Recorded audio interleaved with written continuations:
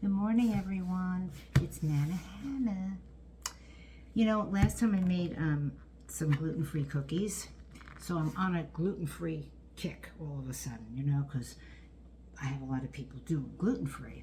But I've had this recipe for bread. It is so easy to make. You don't even have to put it in a mixer. I mean, it's simple.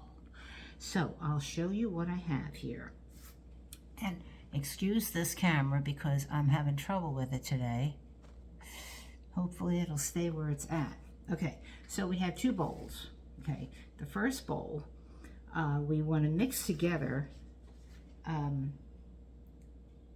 2 cups, in this large bowl, 2 cups of flour.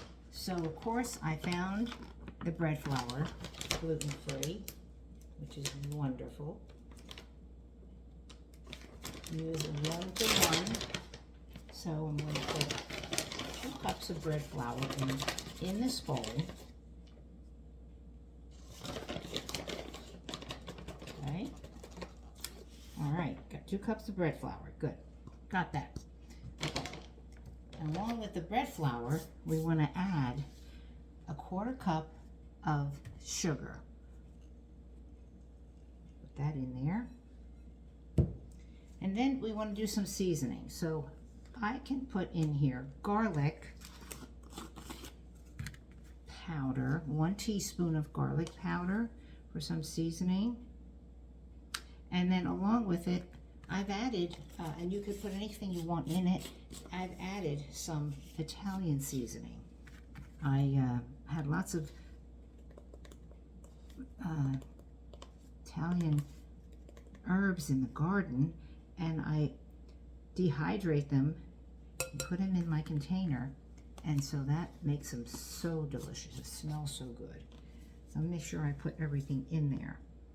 Okay, the only other thing I have to put in is baking soda. So I have to find my baking soda. Let me see where I put that. Oh, baking soda, here it is. Okay, got it. So you need 1 teaspoon of baking soda. So I put my teaspoon of baking soda in there. And I mix that up real good. Okay, mix it up real good. Okay, we're going to set that aside. The next thing we're going to do, in this little bowl, we're going to add 1 cup of plain non-fat yogurt. Sounds crazy, but trust me, it works. 1 cup. Put a cup of yogurt in there. Okay, so the yogurt's in there. You want to put in 2 eggs along with the yogurt. That's 1 and 2. Okay, along with that, you want to add 1 tablespoon of EVOO, and we all know what that is. Extra virgin olive oil. You better believe it.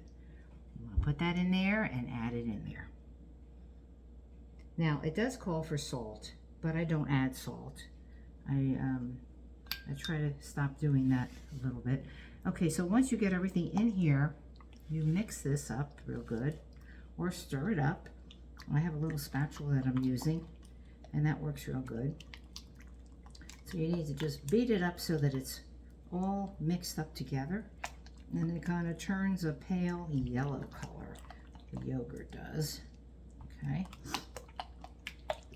Stir it, oh what fun. Soon our hodgepodge will be done, and we'll celebrate everyone. So stir it quickly, stir it. My mother used to sing that to my children when they were little. So I kind of picked it up and I sing it to myself sometimes, but oh well, that's me. Okay, we'll get rid of that. Now, as you can see, kind of a yellowish color. Okay, so now the easy parts really is mixing it to this dry mixture. So I usually make a little well in the middle there, okay? And I pour this mixture that we just mixed together into the center of my dry ingredients. Okay, go.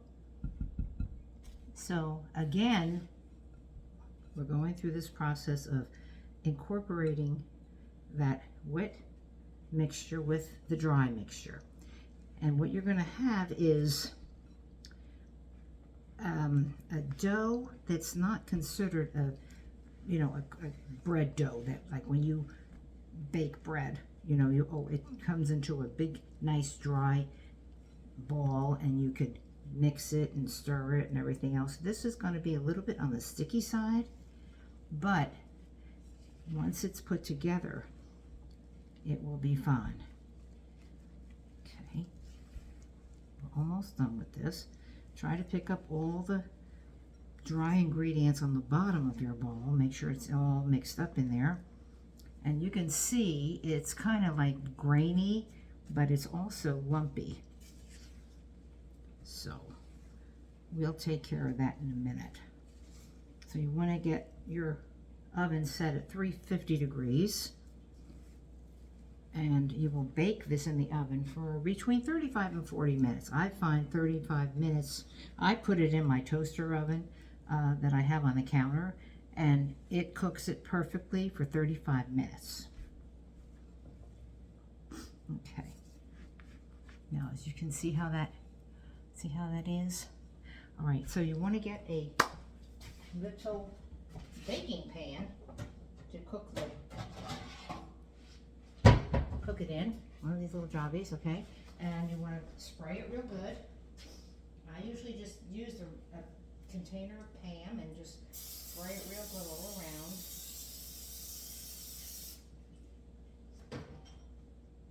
And then you get ready to put this in the pan. Now, this is a little bit messy because you can't really get a good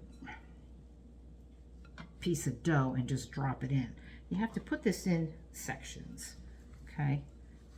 Sometimes you do leave some of the dry ingredients on the bottom, but if that occurs, just don't worry about that. Just put in what you have mixed together into this little bread pan. Okay, let's do that. So at this point, you have to kind of push it down a little bit. You see what I'm doing this? Yeah.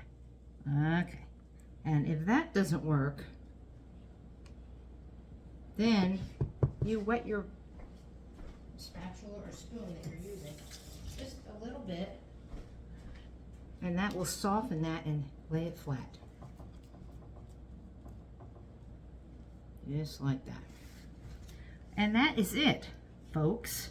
What I usually do is I score it in the center with a little line going down the center so it will vent. Sometimes that's easy to do, sometimes it's not. Today it's not easy to do, but that's okay. It will still be fine. And it looks kind of gross, right? This is what it looks like. Oh my God. Okay, you set it in the oven and I'll show you what it looks like when it's done. This is what it looks like when it's done. Is that beautiful? Let me see if I can lift this up without it going crazy on